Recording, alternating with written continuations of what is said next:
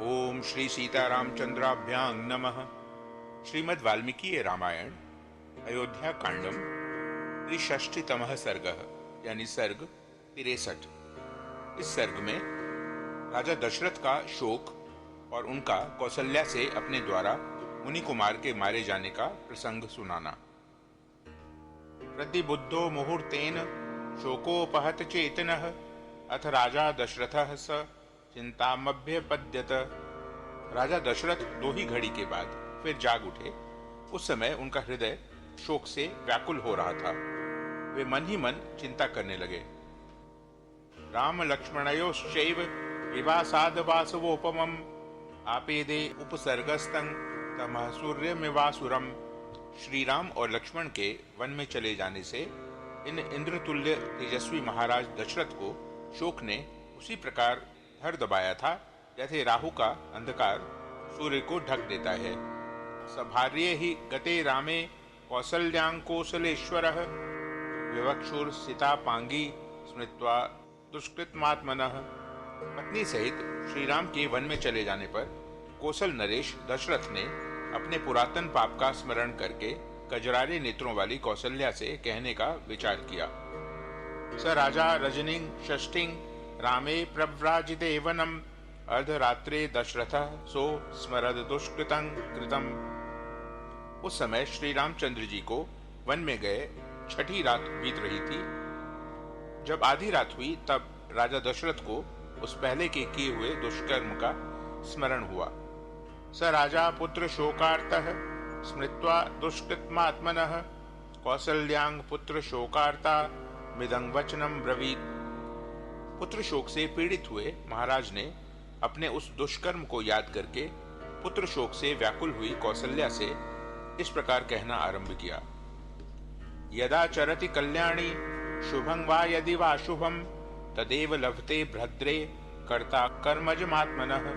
कल्याणी मनुष्य शुभ या अशुभ जो भी कर्म करता है भद्रे अपने उसी कर्म के फलस्वरूप सुख या दुख कर्ता को प्राप्त होते हैं। गुरुलाघव मर्थानाम आरंभे कर्मणां फलम दोषं वायो न जानाति स बाल इति होच्यते। जो कर्मों का आरंभ करते समय उनके फलों की गुरुता या लघुता को नहीं जानता, उनसे होने वाले लाभ रूपी गुण अथवा हानि रूपी दोष को नहीं समझता, वह मनुष्य बालक या मूर्ख कहा जाता है। कश्चिदा म्रवणं छित्त्वा पलाशांश्च निषिंचति पुष्पं दृष्ट्वा फले गृध्नुः स शोचति फलागमे।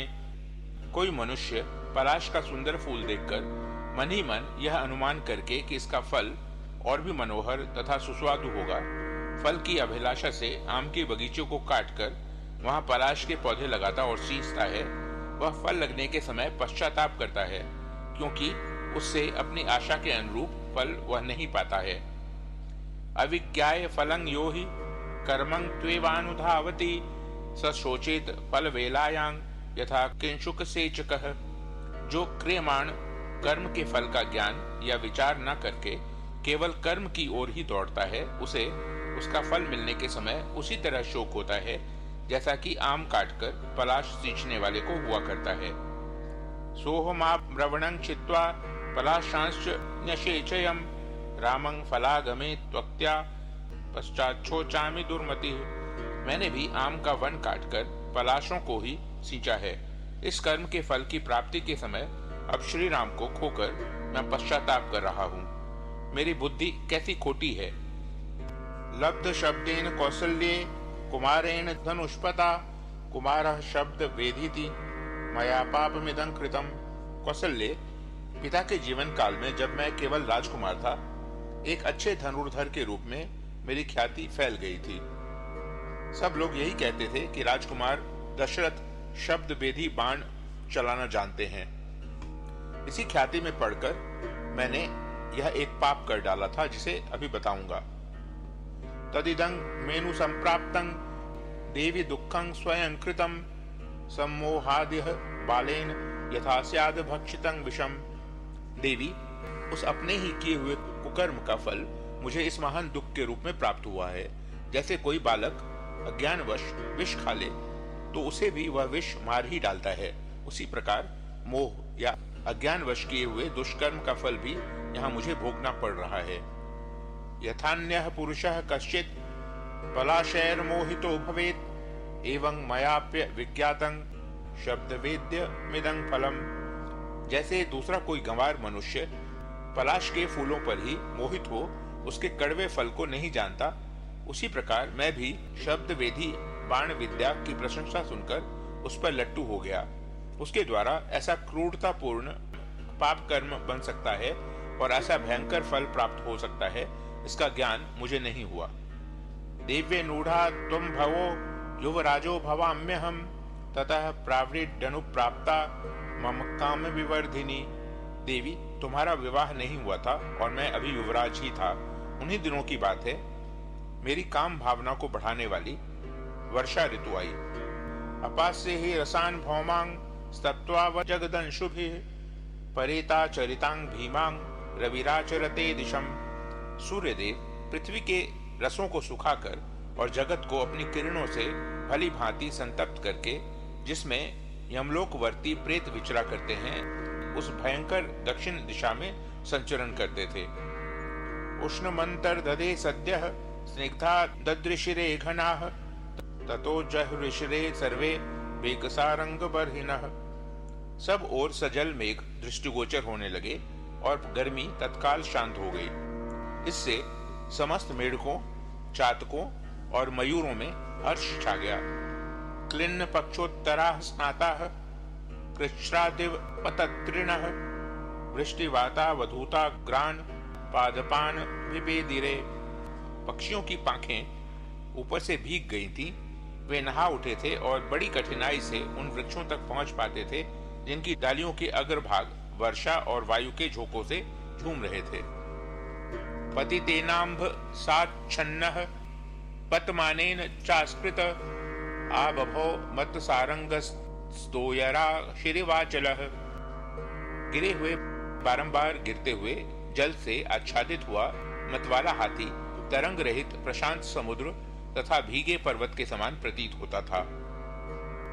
पांडुरारुण वर्णानि स्रोतांशि विमलान्यपि सुस्त्रुवुर्गिरिधातुभ्यः सबस्मानि भुजंगवत्।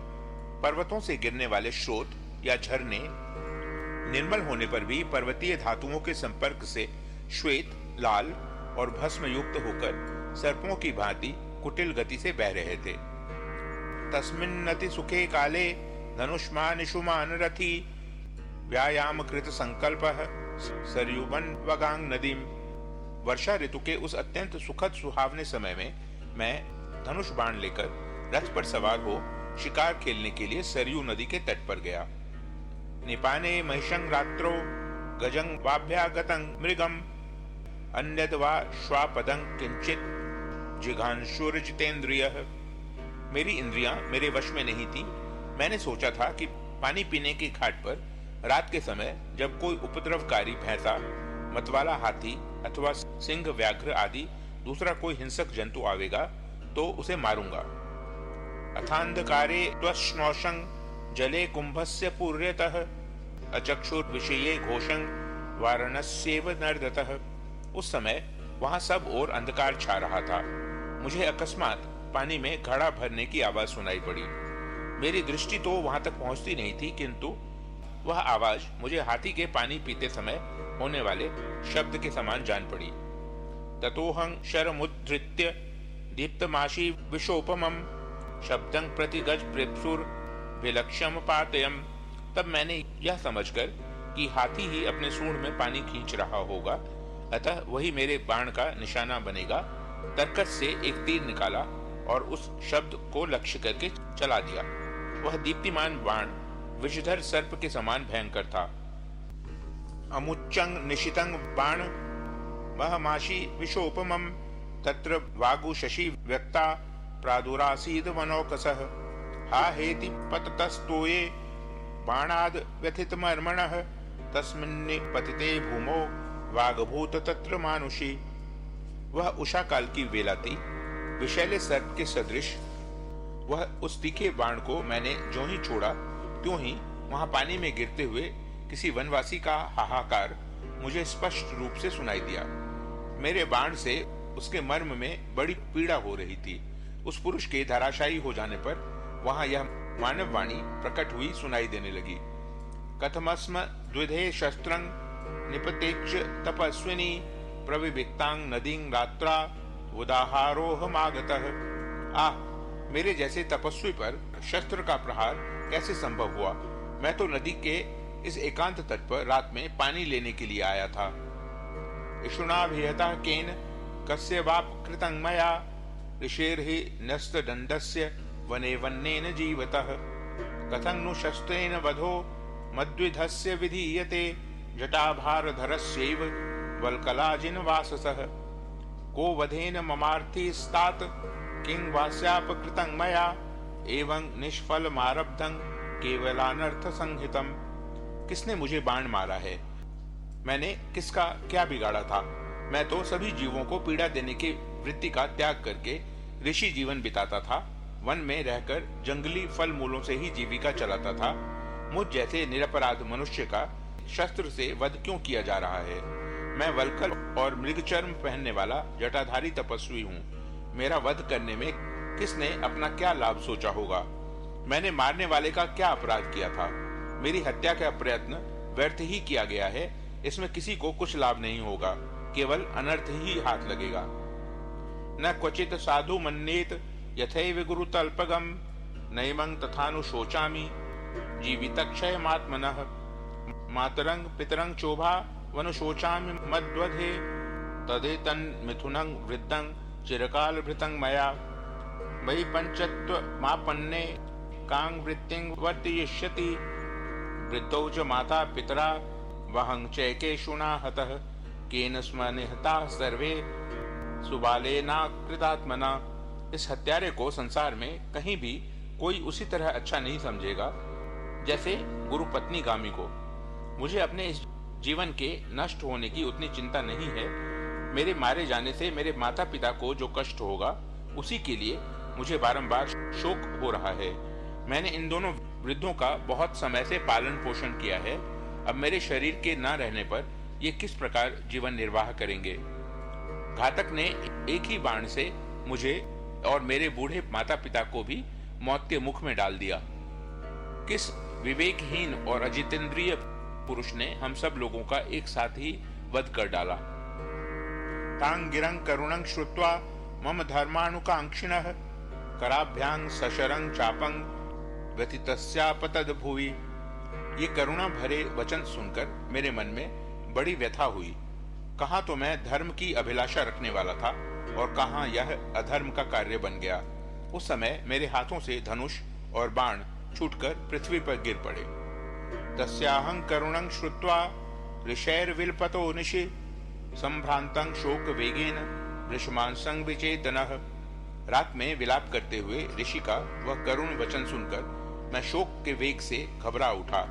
मेरी चेतना अत्यंत विलुप्त सी होने लगी। तं देशमहमागम्य दीनसत्त्वः सदुर्मणाः अपश्य मिषुना तीरे सरयव्वास्तापसंहतम्। अवकीर्ण जटाभारं प्रविद्ध कलशोदकं पांसु शोणित दिग्धांगं शयानं शल्यवेदितं। समामुद्दवीक्ष्य नेत्राभ्यां त्रस्तमस्वस्थचेतनम् इत्युवाच वचः क्रूरं दिदक्षन्निव तेजसा। मेरे हृदय में दीनता छा गई। मन बहुत दुखी हो गया। सरयू के किनारे उस स्थान पर जाकर मैंने देखा एक तपस्वी बाण से घायल होकर पड़े हैं। उनकी जटाएं बिखरी हुई हैं, घड़े का जल गिर गया है तथा सारा शरीर धूल और खून में सना हुआ है। वे बाण से बिधे हुए पड़े थे। उनकी अवस्था देखकर मैं डर गया। मेरा चित्त ठिकाने नहीं था। उन्होंने दोनों नेत्रों से मेरी ओर इस प्रकार देखा मानो अपने तेज से मुझे भस्म कर देना चाहते हों।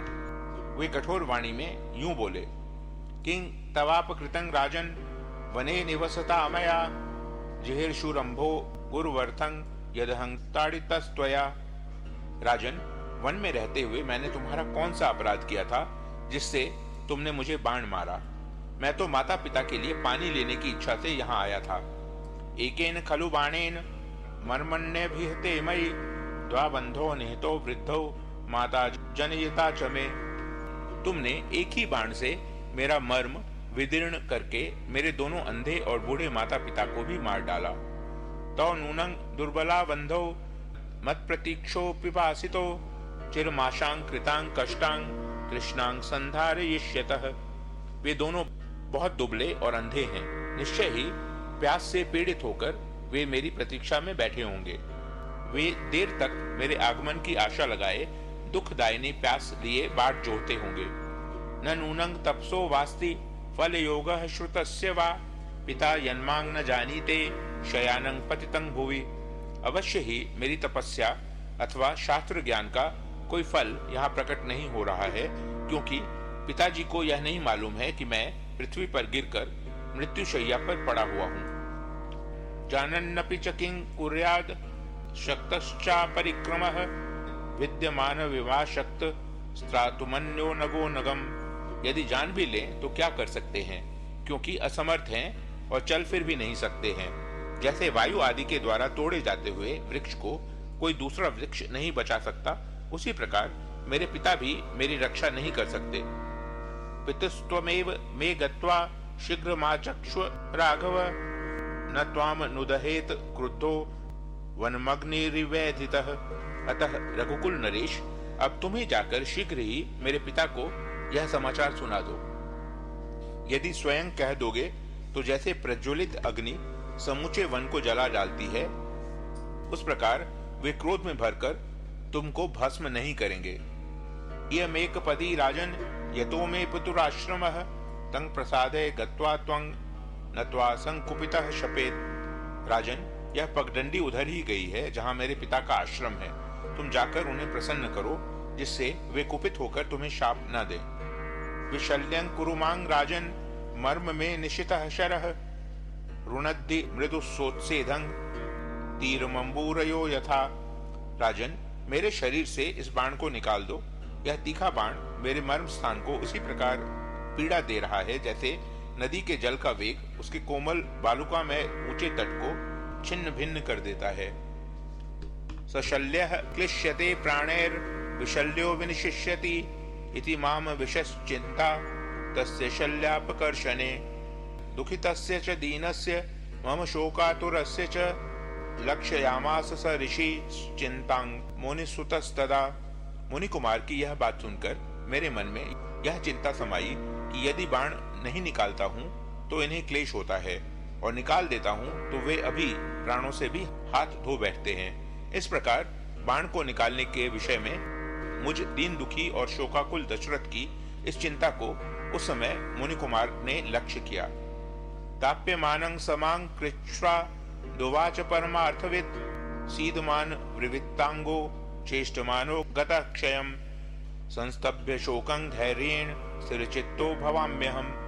यथार्थ बात को समझ लेने वाले उन महर्षि ने मुझे अत्यंत ग्लानि में पड़ा हुआ देख बड़े कष्ट से कहा, राजन, मुझे बड़ा कष्ट हो रहा है, मेरी आंखें चढ़ गई हैं, अंग अंग में तड़पन हो रही है, मुझसे कोई चेष्टा नहीं बन पाती। अब मैं मृत्यु के समीप पहुंच गया हूं, फिर भी धैर्य के द्वारा शोक को रोककर अपने चित्त को स्थिर करता हूं। अब मेरी बात सुनो। ब्रह्म हत्या कृतं तापं हृदयादपनीयताम न द्विजातिरहं राजन मां भूतते मनसो व्यथा। मुझसे ब्रह्म हत्या हो गई, इस चिंता को अपने हृदय से निकाल दो। राजन, मैं ब्राह्मण नहीं हूं, इसलिए तुम्हारे मन में ब्राह्मण वध को लेकर कोई व्यथा नहीं होनी चाहिए। शूद्रायामस्मि वैश्येन जातो नरवराधिप इतीव वदतः कृच्छ्राद बाणाभिहत मर्मणः विघूर्णतो विचेष्टस्य वेपमानस्य भूतले तस्य त्वाताम्य मानस्य तं बाणमहमुद्धरम् समामोद्विक्ष संत्रस्तो जहो प्राणास्तपोधनः। नरश्रेष्ठ, मैं वैश्य पिता द्वारा शूद्र जातीय माता के गर्भ से उत्पन्न हुआ हूँ। बाण के मर्म में आघात पहुंचने के कारण वे बड़े कष्ट से इतना ही कह सके। उनकी आंखें घूम रही थीं, उनसे कोई चेष्टा नहीं बनती थी। वे पृथ्वी पर पड़े पड़े छटपटा रहे थे और अत्यंत कष्ट का अनुभव करते थे। उस अवस्था में मैंने उनके शरीर से उस बाण को निकाल दिया। फिर तो अत्यंत भयभीत हो उन तपोधन ने मेरी ओर देखकर अपने प्राण त्याग दिए। जलार्द्र गात्रं तु विलप्य कृच्छ्रं मर्म व्रणं संततमुच्च वसंतम ततः सरैवांग तमहं शयानं समीक्ष्य भद्रे सुभृशं विषन्नः। पानी में गिरने के कारण उनका सारा शरीर भीग गया था। मर्म में आघात लगने के कारण बड़े कष्ट से विलाप करके और बारंबार उच्छ्वास लेकर उन्होंने प्राणों का त्याग किया था। कल्याणी कौसल्य, उस अवस्था में सरयू के तट पर मरे पड़े मुनिपुत्र को देखकर मुझे बड़ा दुख हुआ। इत्यार्षे श्रीमद् रामायणे वाल्मीकिये आदि काव्ये अयोध्या कांडे 63तमः सर्गः। इस प्रकार श्री वाल्मीकि निर्मित आश रामायण आदि काव्य के अयोध्या कांड में 63वां सर्ग पूरा हुआ। ओ